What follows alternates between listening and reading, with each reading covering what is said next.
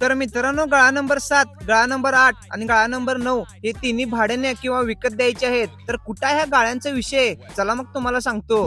Sangli bus stand पासून अर्धा किलोमीटरच्या अंतरावर कोल्हापूर रोड वरून 100 फुटीला वळलो की गाडगे पाटील यांच्या ऑफिसच्या बरोबर समोर दुकान गाळे भाड्याने किंवा विकत द्यायचे आहेत. हे तिन्ही गाळे एकाला एक लागून आहेत. यातला कोणता पाहिजे तो गाळा तुम्ही घेऊ शकता. इथे तुम्ही कोणता पण व्यवसाय आणि ऑफिस आरामात सुरू करू शकताय. पतसंस्था, दवाखाना, गोडाऊन, फोटो स्टुडिओ आणि टॅटू स्टुडिओ, कपड्याची शॉप व विद्यार्थ्यांसाठी क्लास सुरू करू शकताय.